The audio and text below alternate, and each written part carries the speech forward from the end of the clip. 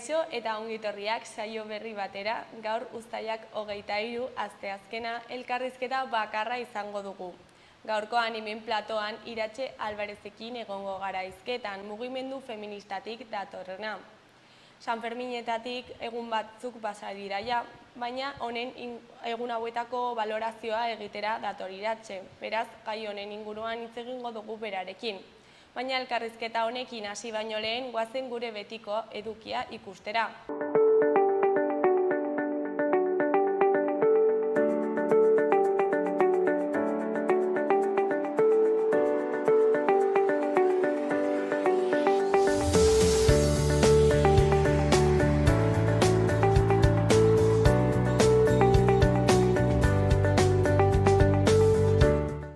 Goazen orain gaurko efemerideak ikustera. 1977ko uztailaren 23an Detroiteko ekintzaile afroamerikarrak biltzen ziren taberna batean AEBko poliziak egindako sarekadak izugarrizko istiluak eragin zituen.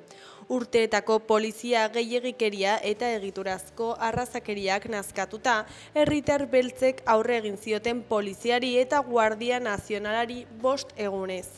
Guztira 43 pertsona hil ziren istiluetan, 1400 zauritu eta 7200 atxilotu. Uda hartan, Ameriketako Estatu Batuetan beste 159 istilu izan ziren arrazakeriarekin lotuta. Egun berean baina 2001ean, Iruñeko Gaztelu plazako lurrazpiko aparkalekoaren lanak hasi zituen udalak. Landa Barzina, Buruzela, hilabete batzuk lehenago onartu zuten plana UPN, PSN eta CDNren botoekin, naiz eta milaka herritarrek aurka egin lanei. Irregulartasunak ugari izan ziren proiektua garatu eta esleitzeko orduan. Ondea makinak aurrera egin ahala garai ugaritako aztarna arkeologikoak azaldu ziren Iruñeko bihotzean, tartean erromatar garaikoak. Ez zituzten horregatik lanak gelditu, ordea eta aurkitutako aztarnen 75% suntsitu zuten. 2003ko uztailaren 23an Euskal Herriko historia irakasten zuten Nafarroako eskolak zigortu behar zirela adierazi zuen Miguel Sanz lurraldeko lehendakariak. 2010ean Hezkuntza Kontseilaritzak diru laguntzak kendu zizkien 5 argitaletxeri Nafarroa erakusten zutelako Euskal Herrian, Araba, Bizkaia, Gipuzkoa, Lapurdi, Nafarroa Behera eta Zuberoarekin batera. Eta bukatzeko 2012ko uztailaren 23an Irungo Ogasuneko zuzendarioi Jose Maria Bravo zigortu zuen Gipuzkoako auzitegiak. Funts publikoak bidegabeki erabili eta dirua zuritzea leporatuta 11 urteko kartzela zigorra ezarri zion, eta Ogasunari ia 2 milioi euro itzultzeaz gain beste 2 milioiko isuna ordainarazi. 1980ko hamarkadan Gipuzkoako Ogasunarekin zorrak zituzten herritarrei ura ordaintzeko gai ez zirela argudiatzearren truke diru kopuru bat eskatzen zien. EAJko kidea 8 milioi euroko iruzurraren erantzule nagusitzat jo zuen epaiak. Haren emazte Rosa Cobos ere 3 urte eta 4 hilabeteko kartzelarekin zigortu zuen.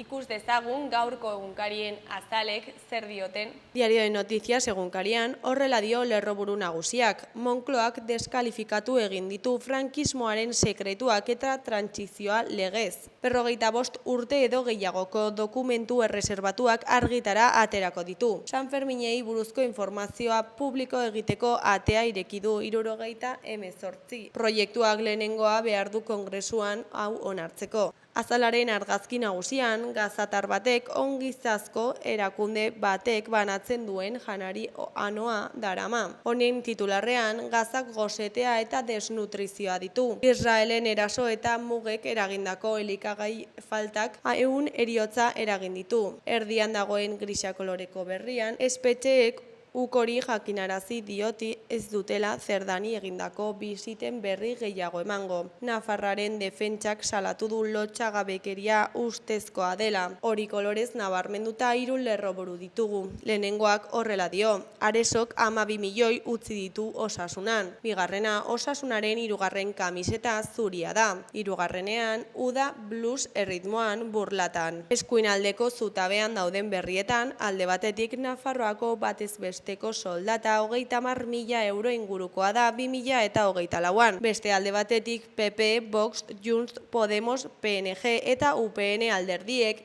itzalaldiaren aurkako dekretua bertan behera utzi dute. Jarraian Nafarroak paueko notarik altuenak aurkeztu ditu hizkuntza eta historian. Azkenik Trumpek UNESCOko estatu batuak erretiratu ditu ez duelako interes nazionalaren alde egiten. Diario de Navarra egunkarian horrela dion lerroburu nagusiak. Itzalaldien aurkako dekretuaren porrotak gobernuaren ahulezia areagotzen du.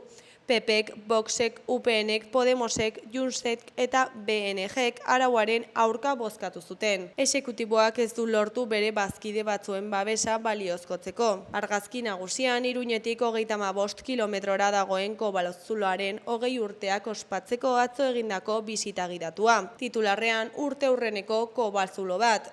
Mendukilok hasti zen 20. urteurrena ospatu zuen ireki zenetik. Aldi hori sendotu eginda lurpeko ondarearen kontserbazioaren adibide gisa. Eskuineko berrian Santos Zerdanek dio lotsagabekeria ustearen biktima dela. Goiko aldera bagoaz, alde baterik zangotza eta birziklatzeko makina arrakastatsua.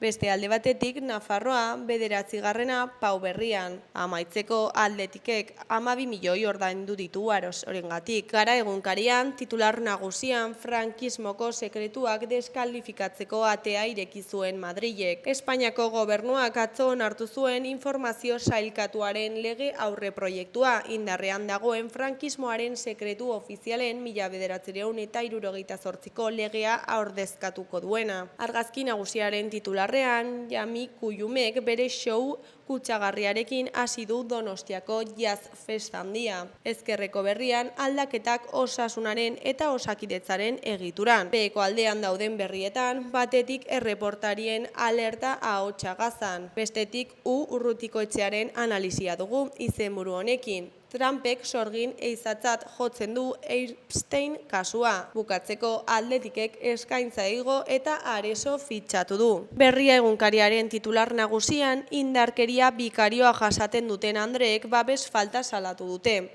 Hainbat gizonek seme alabak erabiltzen dituzte bikotekideari edo bikotekide ohiari min egiteko. Biolientzia bikarioaren biktima izan diren 4 emakumeekin mintzatu da berria. Leirek adibidez horrela dio, nik ez dut eskatzen niretzat babesik, jada ez, nahi dut nire umeek bizitza duin bat izan dezatela, ahalik eta zoriontsuena. Amaiak berriz lepotik eutsi zidan eta zera esan zidan. Bihar ez badut nire semea ikusten zuen azken eguna izango da. Argazki nagusira bagoaz, Atortxurrok jaialdiaren eszenatokiak muntatzen ari diren une bat dugu. Titularrean, badator azkenekoz, bihartik igandera eginen dute Euskal Presoen aldeko Atortxurrok jaialdia, lakuntzan 30. eta azken aldia izanen du. Eskuin aldeko berrietan, alde batetik opor ereduak izeneko udako seriaren 2. atala dugu. Beste alde batetik informazio klasifikatuaren lege proiektua onartu du Espainiako gobernuak. Gainera Bizkaiko metalgintzako patronalak ohartarazi du sektorea geldirik dagoela. Jarraian Jaurlaritzako osasun sailburuak sailaren egitura aldatu eta kargudun berriak izendatu ditu. Goiko aldera bagoaz etapa ikusgarria izan da Turrean,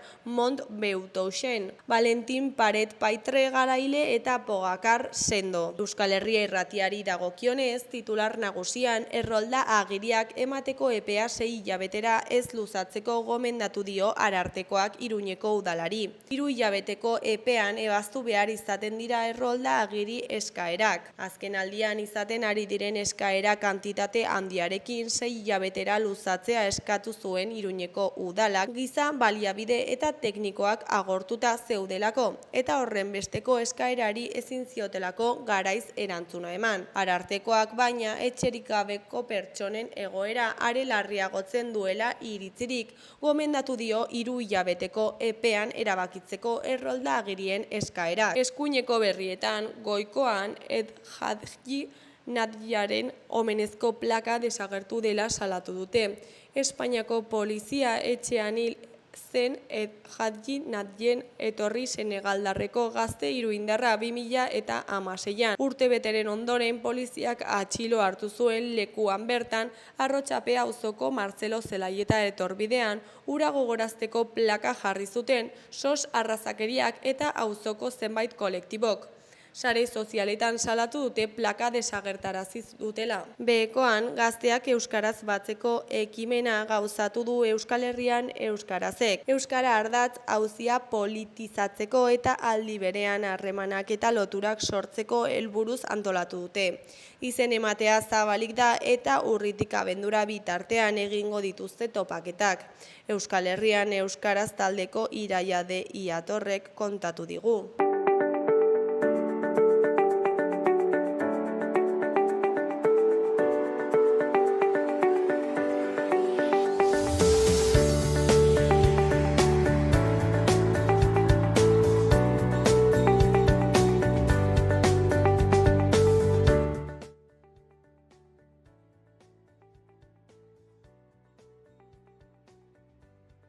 Kaixo, lehen aipatu dugun bezala, orain mugimendu feministatik Iratxe Alvarez daukagu. Kaixo, zer moduz? Kaixo, ongi.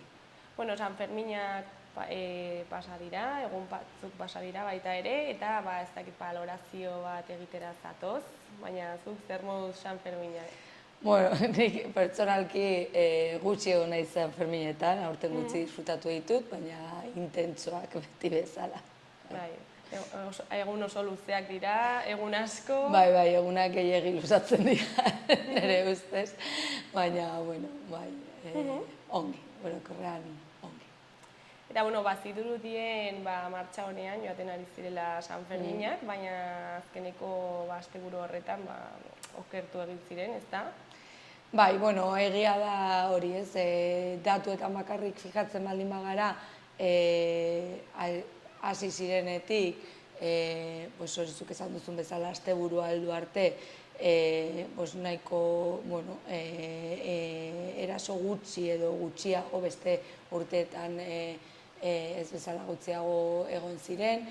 Egunen batean erasorik ere ez ziren salatu, baina asteburua heldu zenerako hasi ziren intentsitate altuko eraso bi salatu zirela eta hor nolabait hasi ziren normalean ohituago gauden zifra horiek agerian. Gero ere esan behar da guk manejatzen ditugu eta ditugun datuak badirela batetik udala eta poliziek dituzten datuak, datu ofizialak, salaketak, edo bai salaketa, edo bai zerbitzu asistentzialak martzan jarri dituzten erasoiek, eta bestetik mugimendu feministara heltzen diren erasoen salaketa informala esango genezake. Baina ere jakin badakigu hainbeste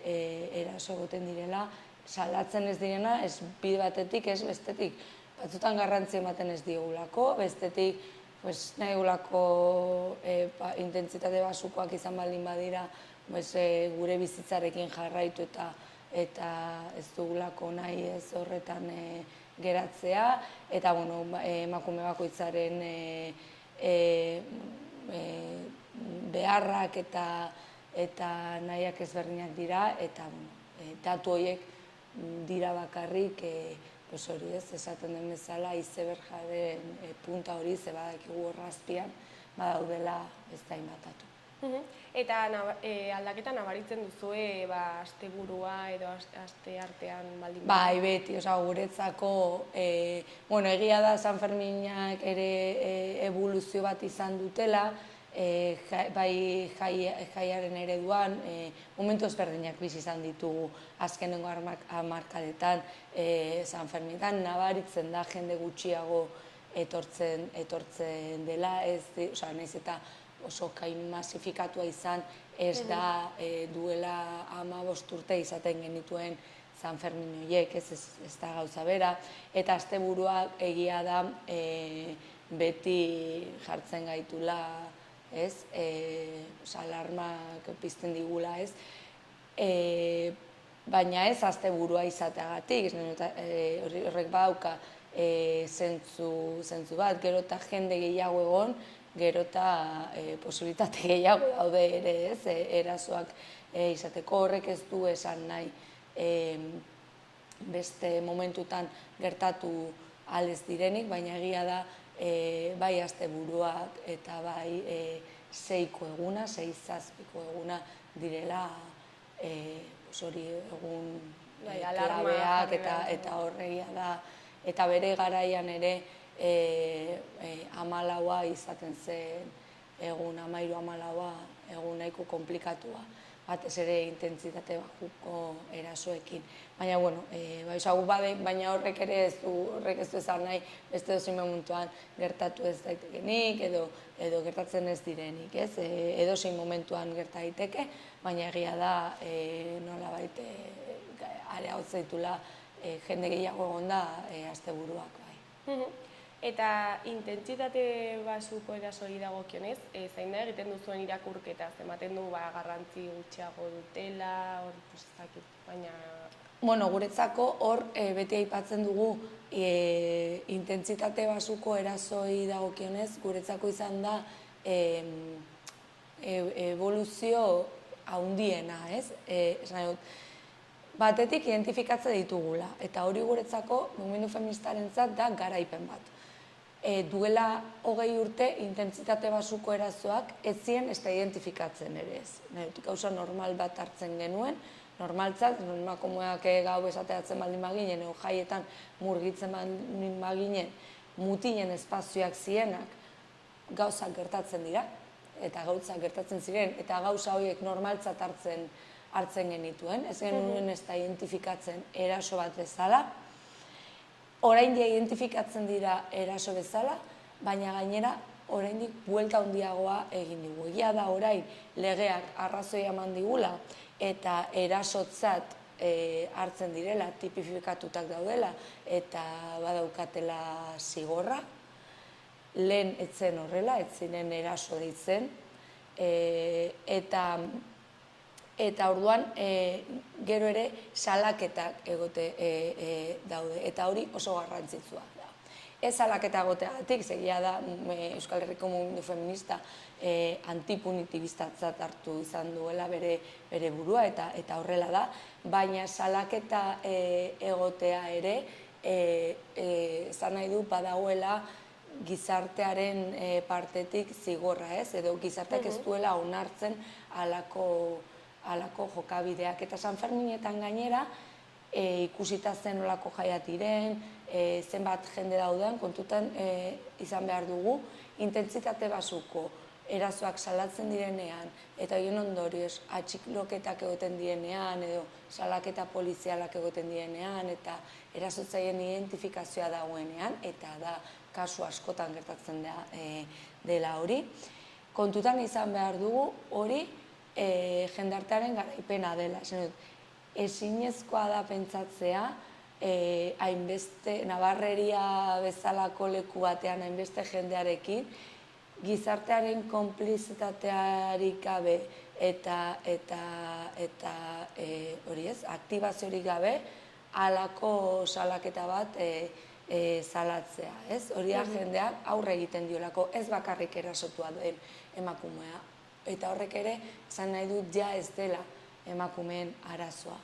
Guztion arazoa dela, eta hori zen gure helburua, eta horregatik esaten dugu beti horri izan dela garapenik guretzako importanteena edo nabarmenena. Osea, gizartean ere eraldaketa bat nabaria izan da, ez, horren inguruan? Bai, oso, salatzen du, eta horri daukagu adibidez udala jartzen duen zerbitzua, Gaztelu plazan egoten den informazio puntu horretan, momentu honetan ditatuak ez ditut, baina milaka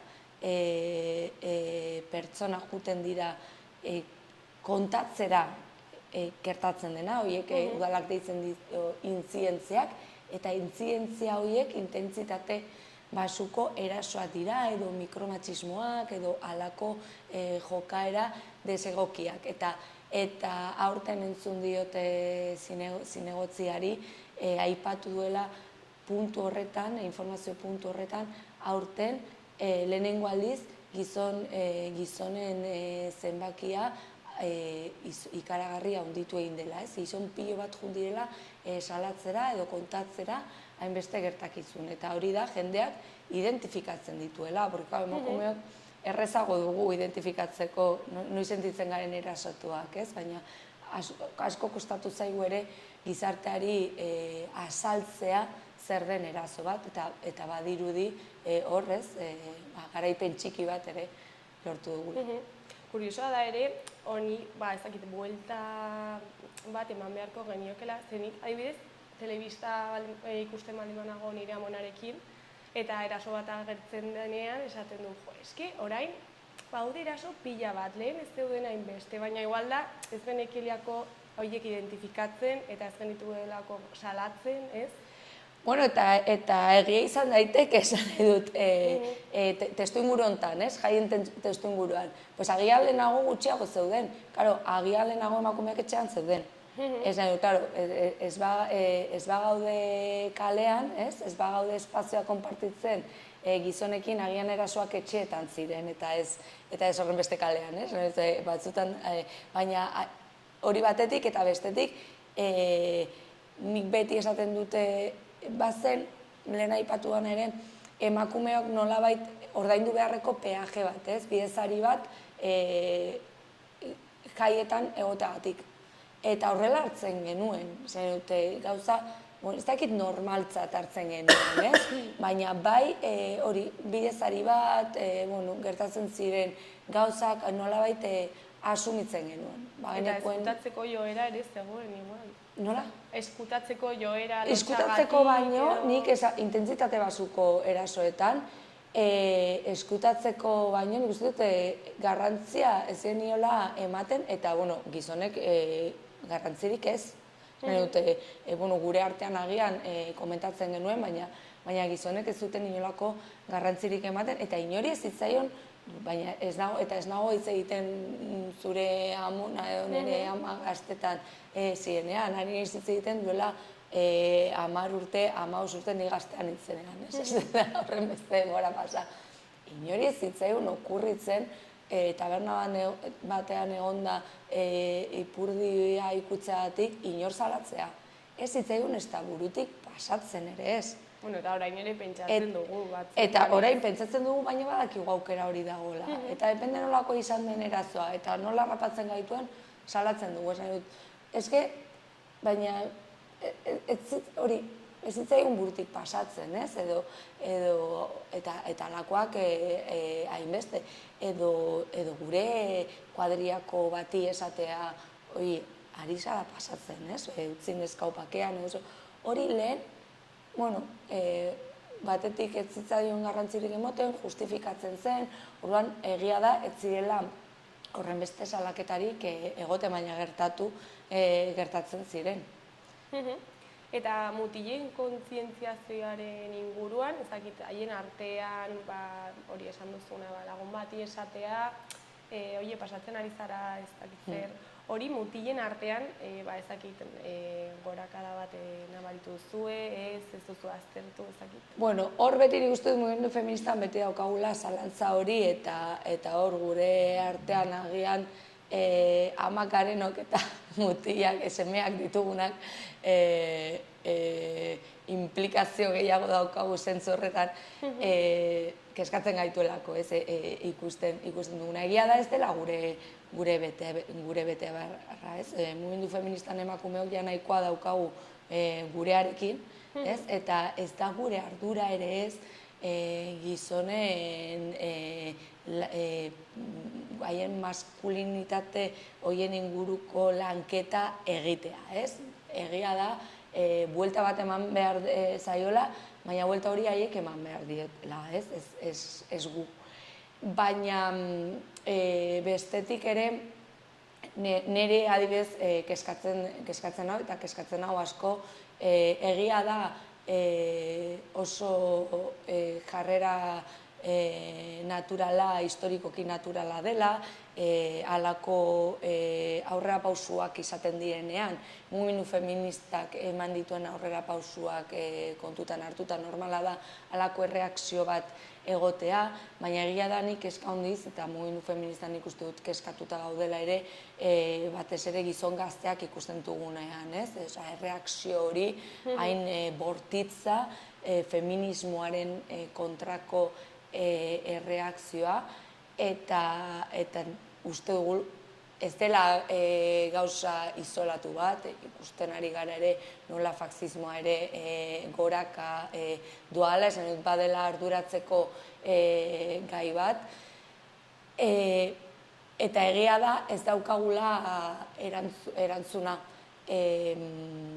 Nik hala ere optimista izan nahiko nuke, eta pentsatzen dut lanean jarraitu ezkero agian moldatu ditzakegula joera horiek, ez? Eta holan ez baldin badago hemen egongo gara, baina egia da, kezkagarria da. Gero ere, gizon helduagoen artean nik bai uste dudala eman dela aldaketa handia edo nabarmena, agian ez zuten aldaketa txikiarekin ja handia zen, esan nahi dut, horre ez dakit oso ongi nola neurtu ditzakegun gauza horiek, ez? Baina, egia da, horrek ere nolabait errealitatera bueltatzen gaitu, eta irakazpena hori da ere, ez? Lortutako eskubideak ez direla betirako eta mantendu behar direla eta borrokatzen jarraitu behar ditugula. Horiek mantentzeko eta berriak lortzeko ere, ez ditugula, ezin dugula eser eginatzat eman behar. Eta hezkuntza ze paper dauka honetan, ze txikitan, ezakit jasotzen dituzun baloreak eta oinarriak, gero islatzen dira handia egiten zarenean, ez? Bai, guretzako hezkuntza da horren gakoetariko bat, gu beti esaten dugu, ezinezkoa da, esan dugunean, ez, dena aipatu dugu, ez, asteburutan gauten direla eraso gehiago Sanferminetan, guk Sanferminak baino lehenago egiten genuen halako hausnarketa bat, esan ez, Sanferminetan erasoak egongo zirela, baina ez Sanferminak zirelako, arazoak ez dira Sanferminak, arazoak ez dira jaiak, arazoa ez da gaua, arazoa da, daukagun sistema patriarkala, heteropatriarkala, zenolako gizartea dugun. Eta gizarte hori eraldatzeko egin ditzazkegu politika pilo bat jaiei inguru begiratuta, hezkuntzari begiratuta ere, baina osotasun bat da. Feminismoa transversala izan behar da, eta leku guztietara ailegatu behar da. Eta politika feministak transversalak izan behar dira. Politika feministak aplikatu behar dira urbanismoan, aplikatu behar dira, ogazunean aplikatu behar dira, denetan aplikatu behar da.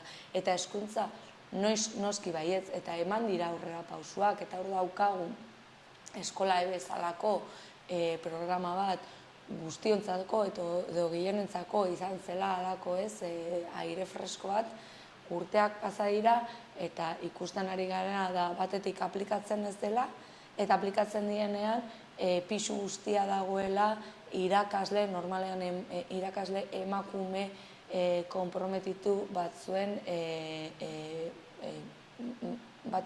batzuetan, pisu guztia haien konpromisu pertsonalean, eta hori da ezin dena izan.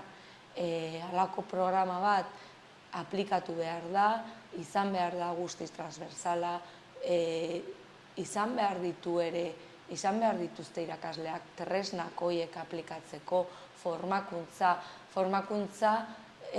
irakasleak formatuak egoteko, formakuntza lan orduetan eman beharko da, ezin da izan haiek hartzen duten konpromesu bat eta haien militantzian oinarritutako zerbait, eta hitz egiten dugu hezkuntzari buruz, baina hitz egin dezakegu ere edozein publikoa den edo gizartearen zerbitzuan dagoen edozein estrukturari buruz, ikusten dugu ere osasun bidean, guk esaten dugunean, hartatze hori egiten duten pertsonak baliabide guztietan formakuntza izan behar dute, genero formakuntza. Eta ikusten dugu gabezi bat dagoela. Bai, hezkuntzan badago gabezia, badago gabezia ere osasungintzan edo justizian izugarria edozein esparruan, ez? Eta hori garrantzitsua da. Eta gero ezartzeaz gain, ere hori eguneratu behar da, ez? Bai, karo, formakuntza izan behar egunerokoa, ez? Gu ere orain ari garela protokoloen berrikuspena egiten, eta protokoloen berrikuspen hori egiten dugu, duela 12, 17, 20 urte genituen kezkak ez direlako orain ditugunak. Emakumeen kontra egoten zen indarkeria ez delako gaur egun duguna. Indarkeria da, baina eredu ezberdinak hartzen ditu. Nork esan behar zigun guri biziko genuela duela San Fermin batzuk izan genuen ziztaden asuntu hori. Ez zitzaion inori burutik pasatzen, ez? Edo egon ginela hitz egiten sumizio kimikoari buruz, indarkeriak ere eredu ezberdinak ditu, eta gure komunikatzeko moduak ere.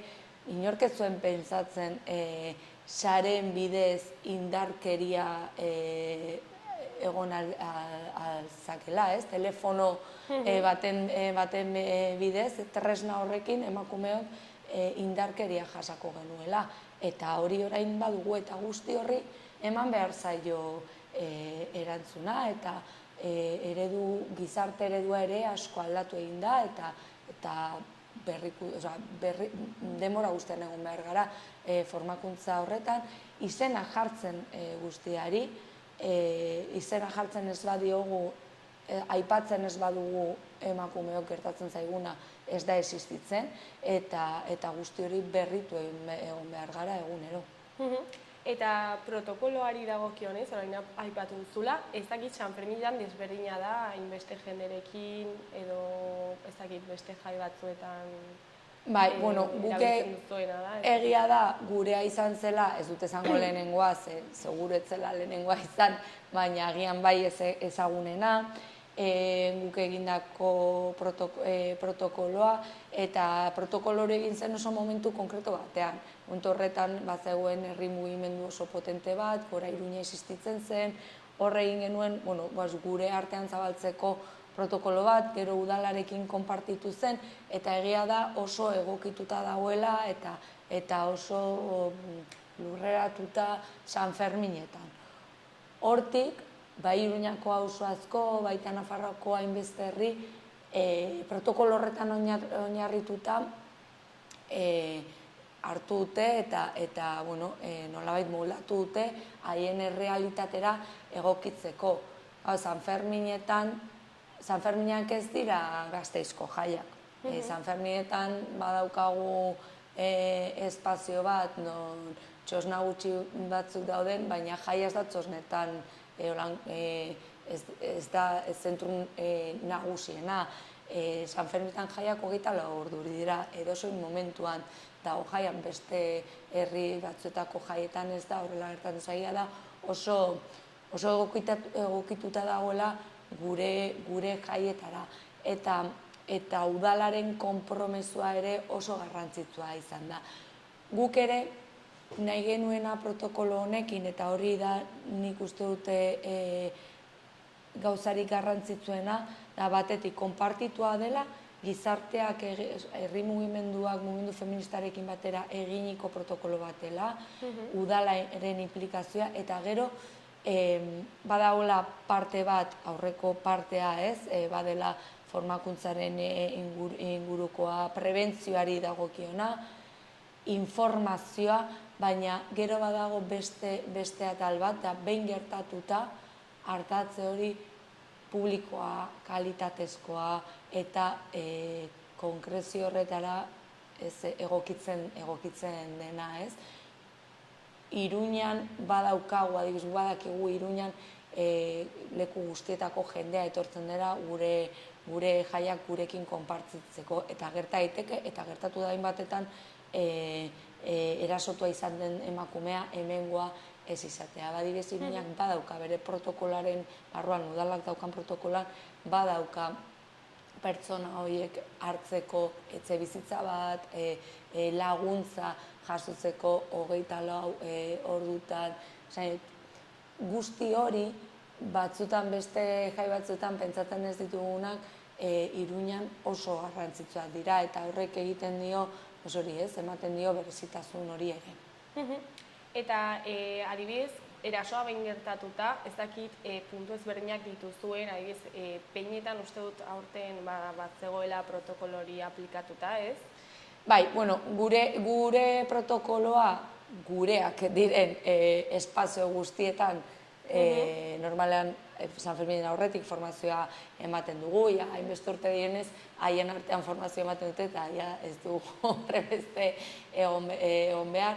Peinetan normalean egoten da pertsona bat txanda guztietan arduraduna dena, eta peina bakoitza funtzionatzen du nahi duen bezala, ez?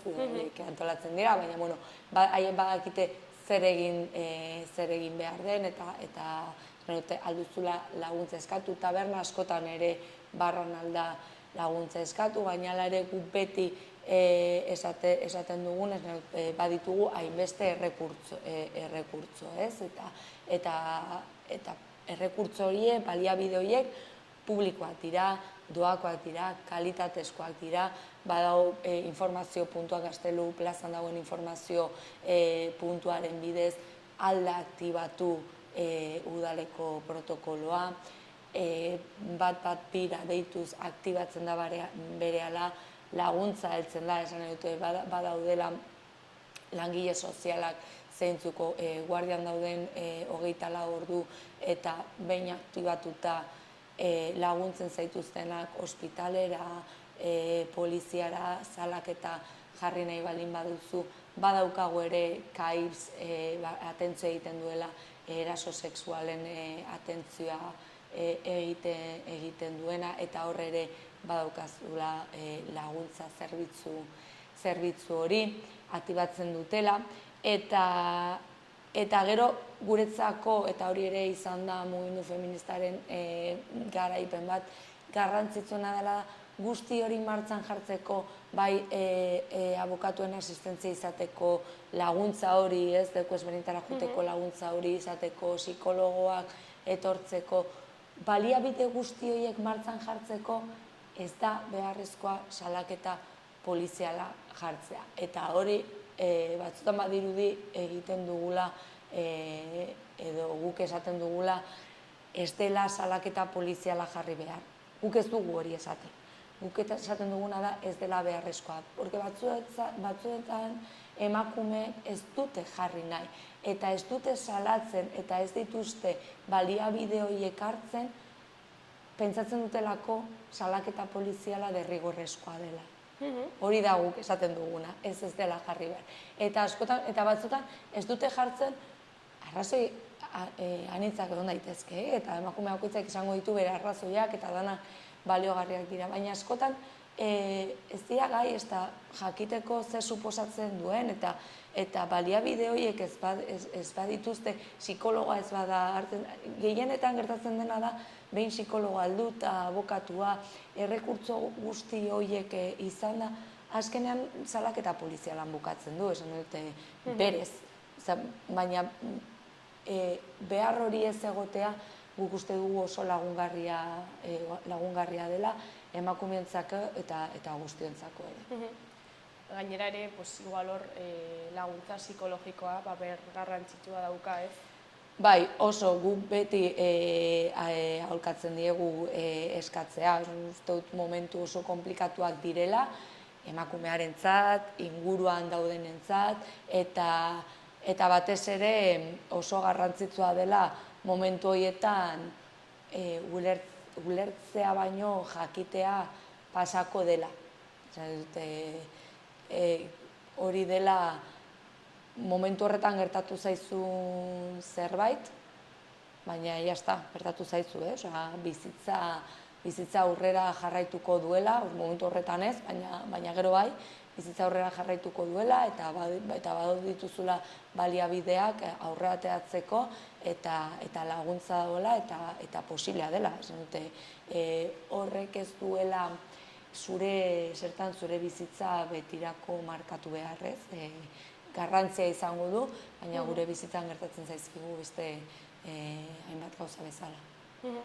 Eta uste duzu, biktima bat, biktima bezala tatxatzen dela eta horregatik igual ez dutela nahi jarri salaketa?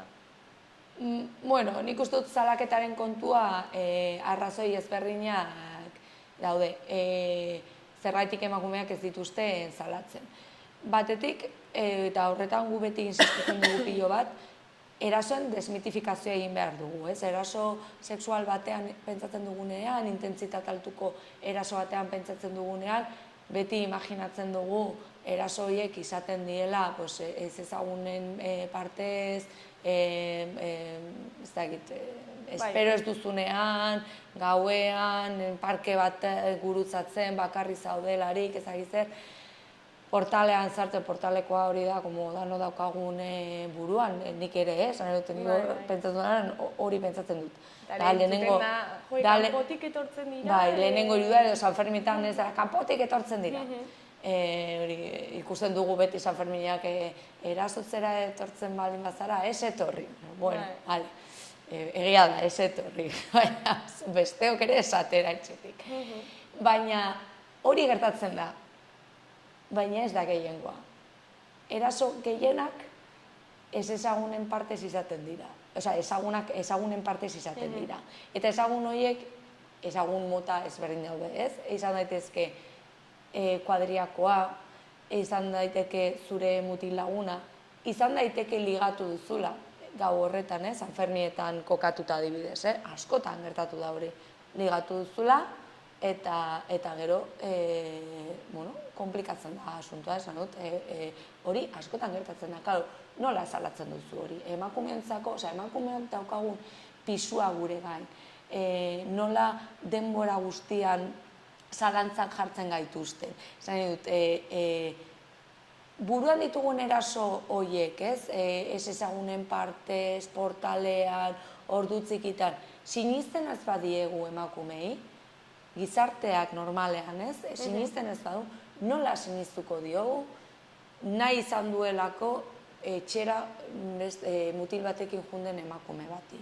Edo nola sinistuko dugu kuadria, baina guk, kuadria horietakoak izan, nola sinistuko dugu gure laguna Mikel horren majo, simpatiko, tipo,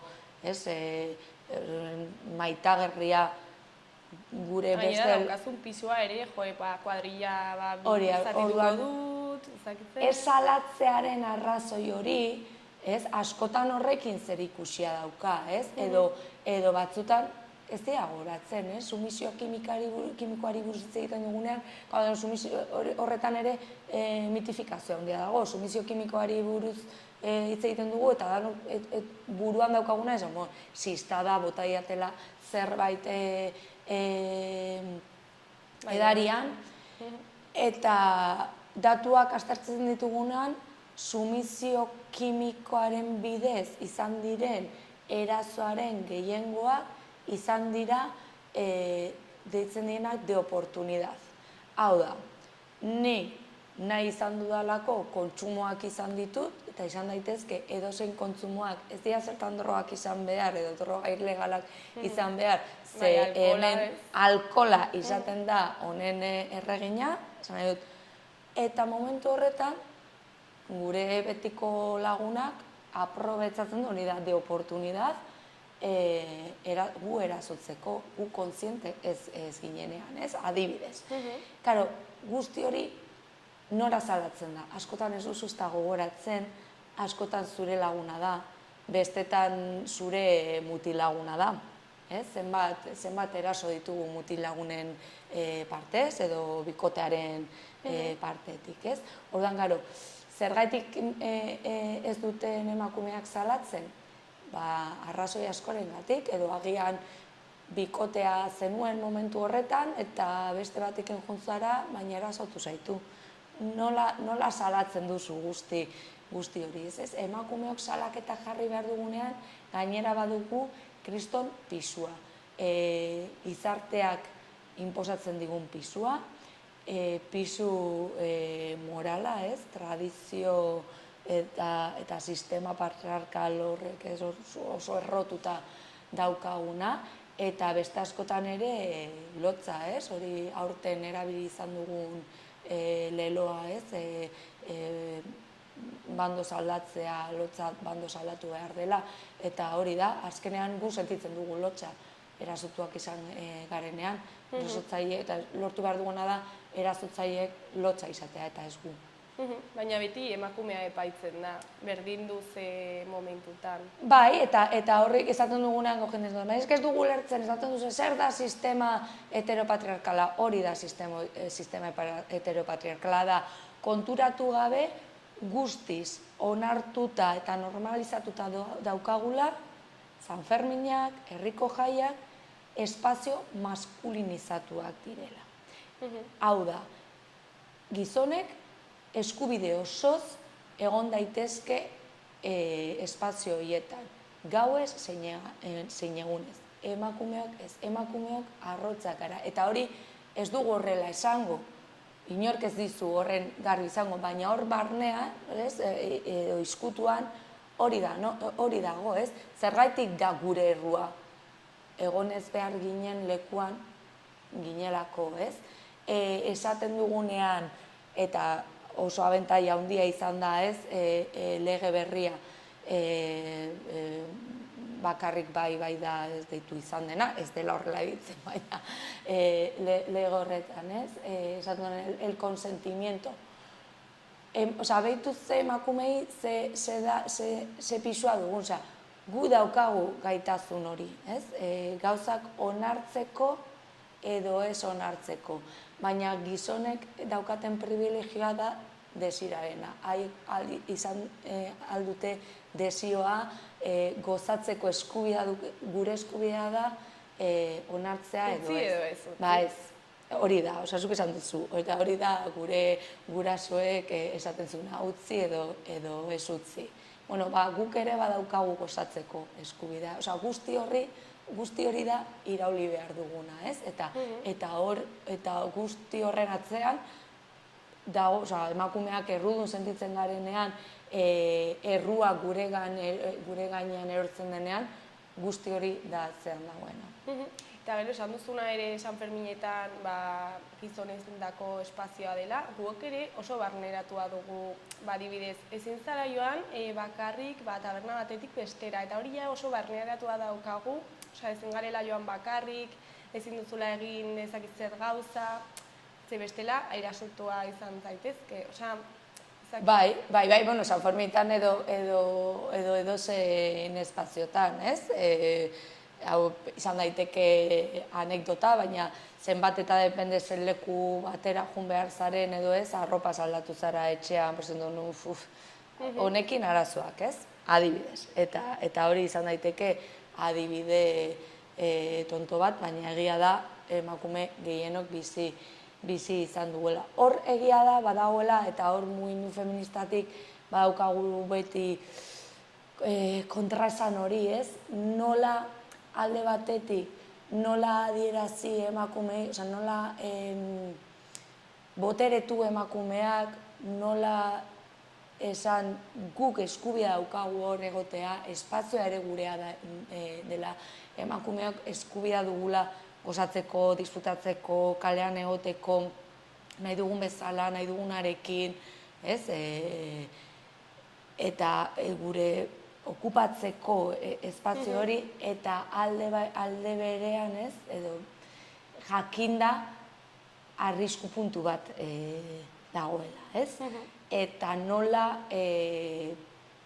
beldurra sortu gabe, nola babestu gure artean, eta horretarako guretzako beti aipatzen dugu autodefentsa feminista, ez? Autodefentsa feminista ere bada boteretze hori, bada emakume gure artean lagundu, hori dana bada autodefentsa feminista ere, eta jarrera hori izatea, baina egia da komplikatua dela, beldur horretan erori gabe, eta nire ustez lekuzkanpo dauden ekintza edo praktiketan erori gabe, adibidez, gaurten ez ditut ikusi, baina aurrek urteetan bai egon dela hori etxera laguntzeko txanda horiek adibidez, horren oso kontrakoa naiz ez, agian lagundu behar ditugunak etxera juten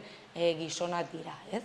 Horiek dira erasotzen duten, orduan agian ezin dira etxera bakarrik jun, inor erasotu gabe, orduan lagundu ditzagun gizonak, ez nahi guk ez daukagu nolako, ez diogu sorterazten joako riskurik inori, etxera juten ez kalean egonda, ez?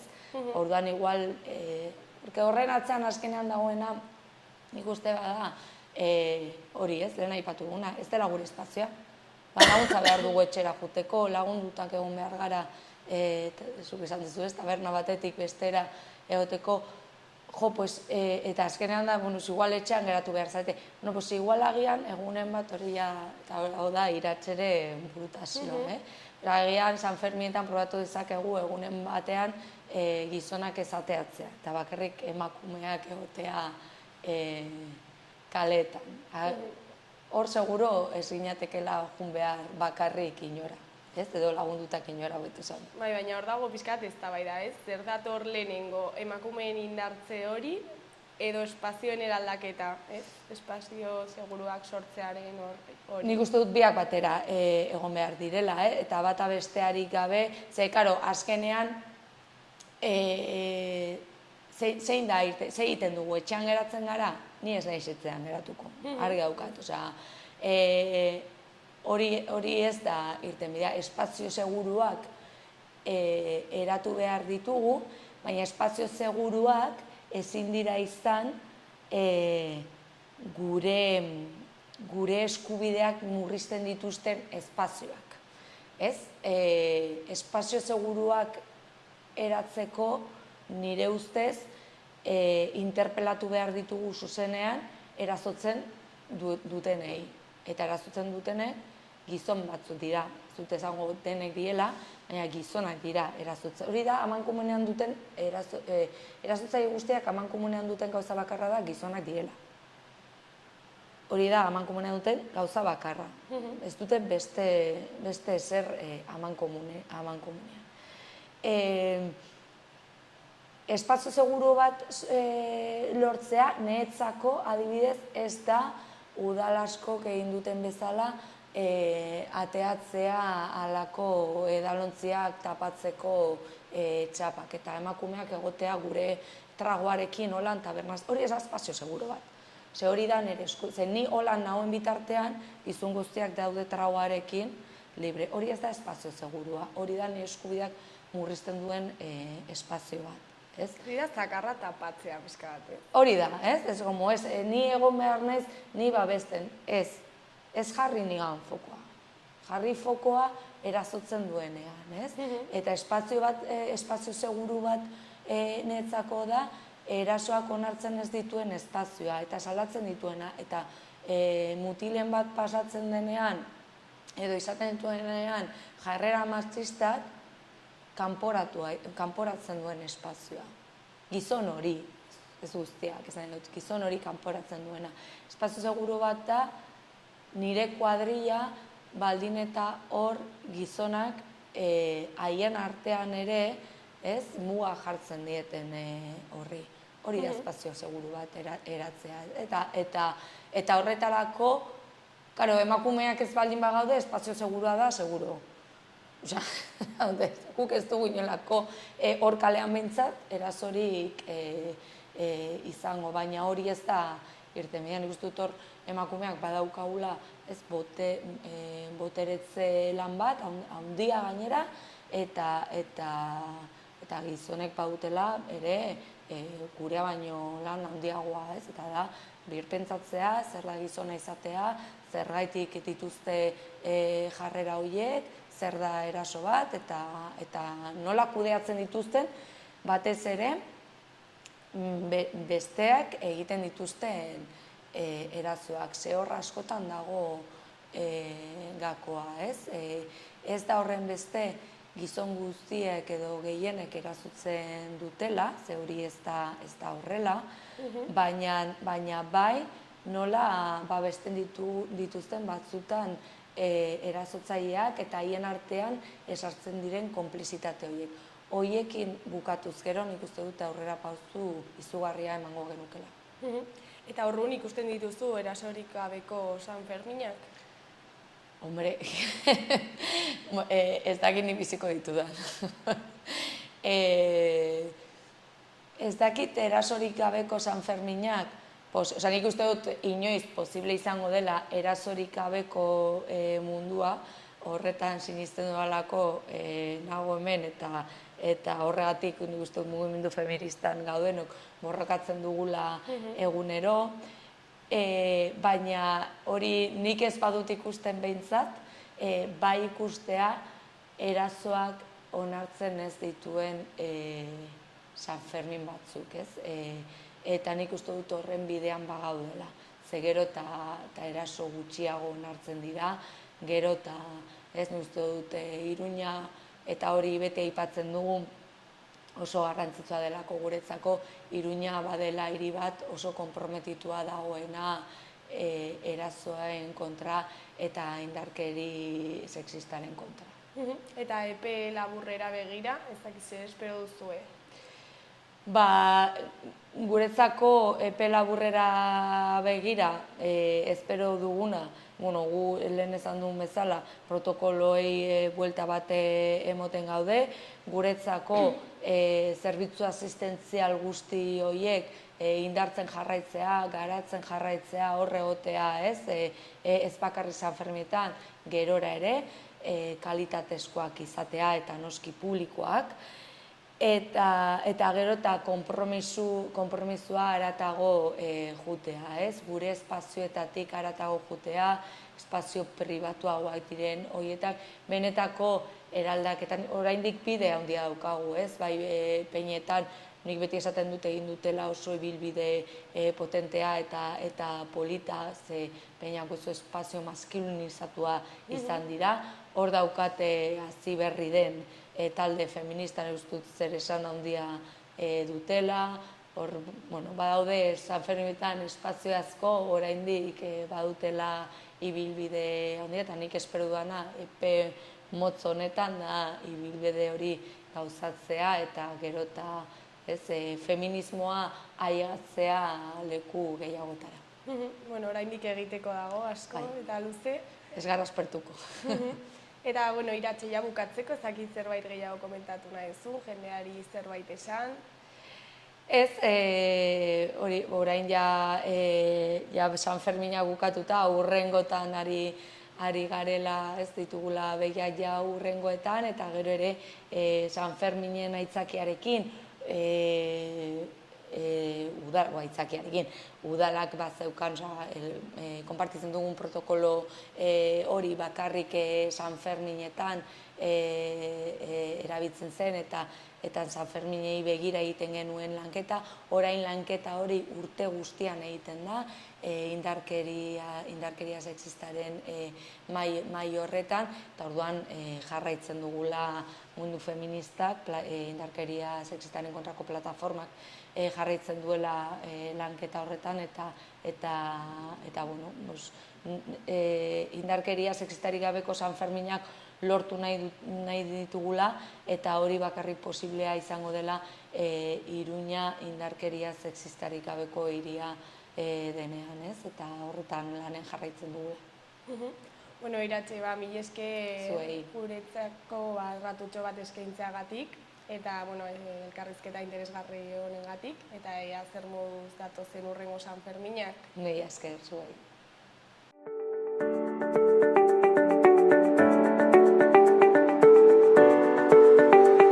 Gaurko eta biharko eguraldiaren iragarpena ikusiko dugu orain. Gaur eguraldi umela eta goibela izango dugu. Goizean goizetik zerua estalita egongo da, behe hodeiekin eta tarteka euria egingo du, batez ere kantauri isurialdean. Eta hegoaldean bustitzeko probabilitatea txikiagoa izango da. Nafarroa ekialdean eta Pirinioetan ekaitzen bat geratu daiteke goizean. Arratsaldean baliteke hodeitza zertxobait luzatzea, batez ere hegoaldean, eta han-hemenka zaparrada txiki batzuk bota ditzake. Iparraldeko edo ipar-mendebaldeko haizea ibiliko da, arratsaldean biziago. Egoera honekin tenperaturak nabarmen egingo du behera, batez ere barnealdean, eta maksimoak 21 edo 23 gradu ingurukoak izango dira. Ebroko haranean zertxobait altuagoak. Ostegunean giro kaskarra izango dugu. Kantauri isurialdean zerua lainotuta egongo da, hodeigune trinkoekin, eta tarteka zaparradak botako ditu mardul samarrak izan